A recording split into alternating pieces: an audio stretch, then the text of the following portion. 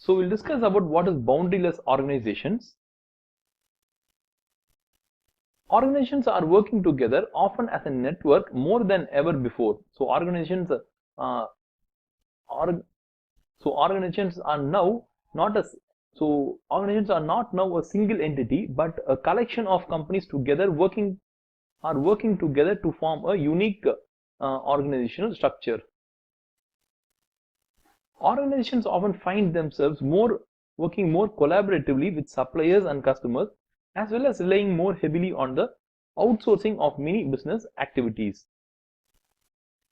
So there are actually three types of boundaryless organizations. So one is called as the hollow structure, the modular structure, and the last one is called as a virtual structure. So we will discuss these in detail. We'll start from the hollow structure. So the hollow structure indicates that the company is actually divided into two parts. One, the core activities, and the second one is called as the non-core activities. Core activities is what the company actually stands for. So if you take an army, the army stands for protecting the country.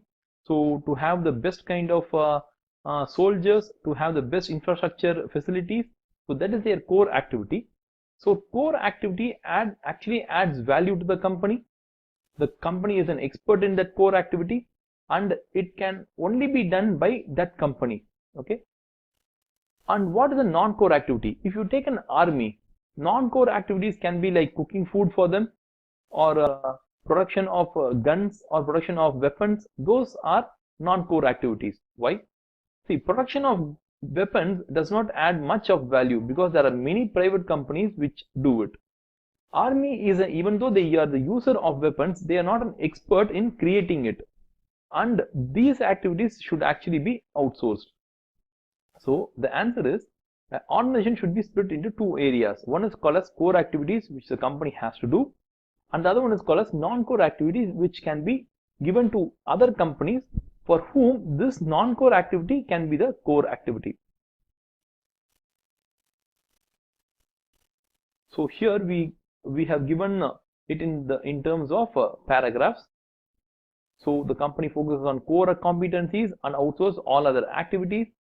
Processes such as human relation, information technology, and event management are usually in most companies are outsourced. So once you have outsourced all the non-core activities, the company can freely focus on what it considers the core activity. So once you have taken out the non-core activities, the company can focus on their core activities. Critical to the success of this strategy is the ability of the organization to identify which core processes are critical to its mission. So a company should be very smart enough to find out what are their core activities and non-core activities. So once they have found the non-core activities, they can outsource them. It will also be important to align the supplier's incentive and the company's strategic goals. So once we are trying to outsource these non-core activities, the company should ensure that the suppliers are working properly as per what the company wants. And last one is the choice of custom suppliers will be vital here, because even though we are outsourcing non-core activities, still it has to be done properly. As some processes become commoditized, these decisions become easier to take.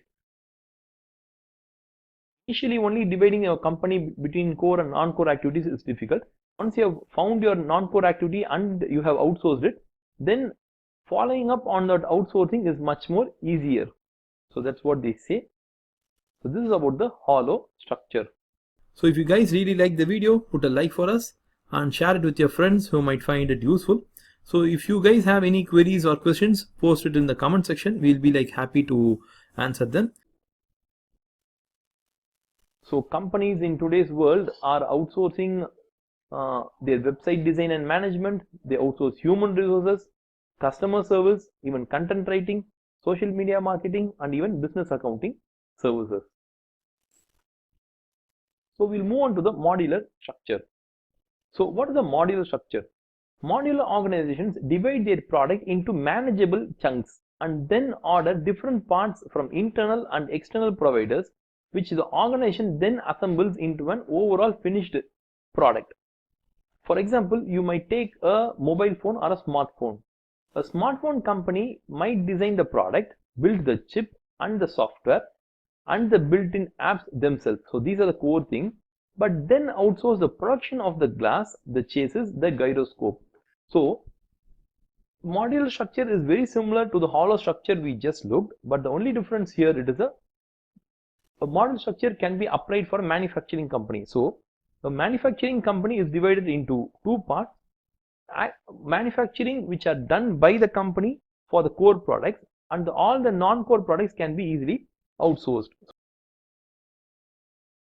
See where the parts of an Apple iPhone comes from.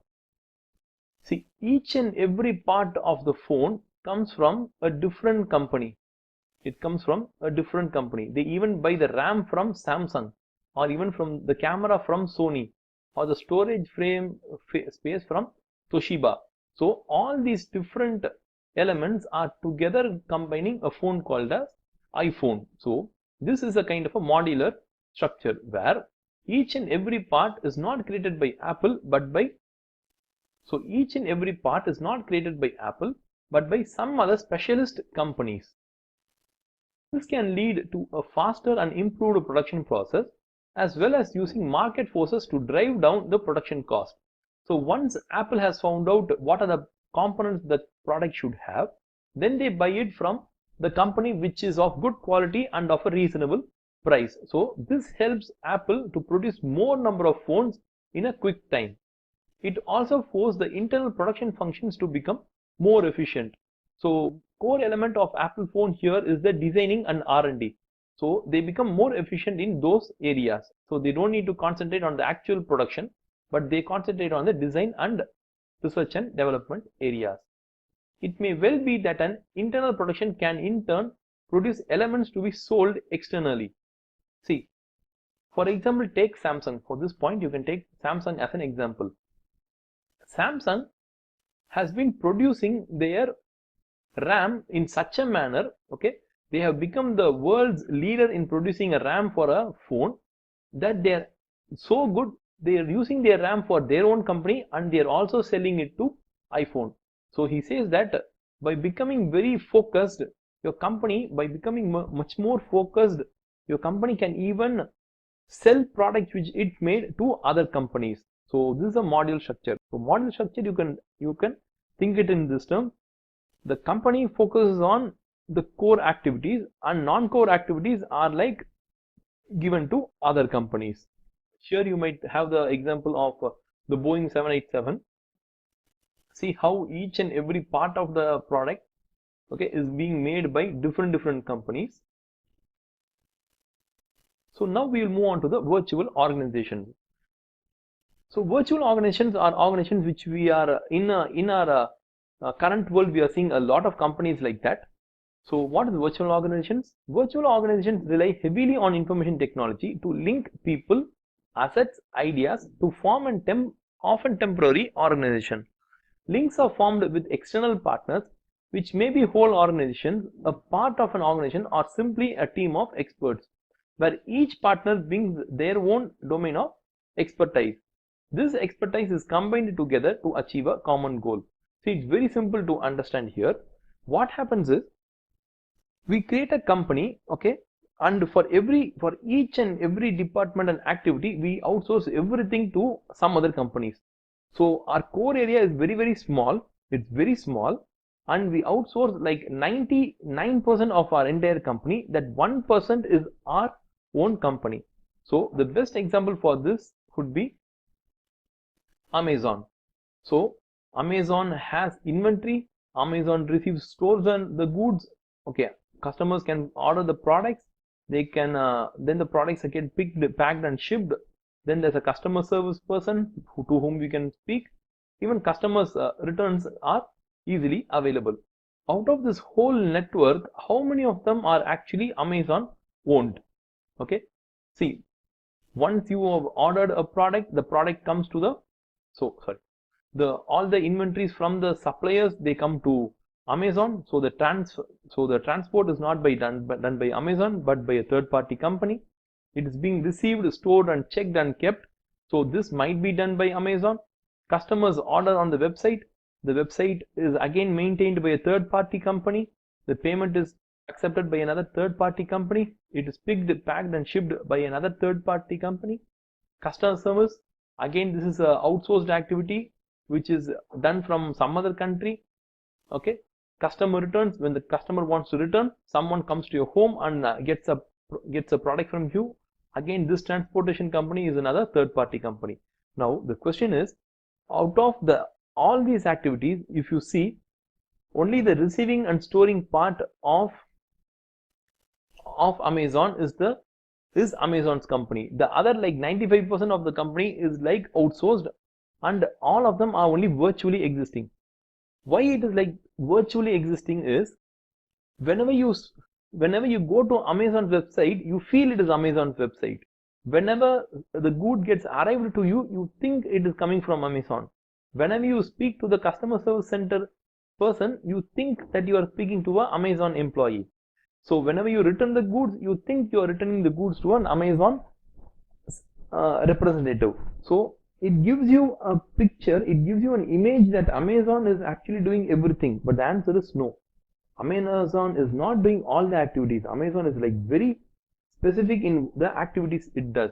But it shows you an image that it controls all this. All these activities are done by Amazon. So this kind of a company is a virtual organization. So companies like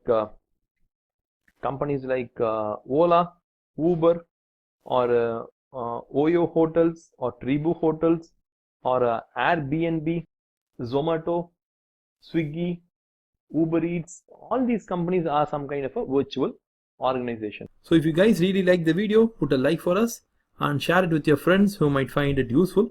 So if you guys have any queries or questions, post it in the comment section. We'll be like happy to answer them.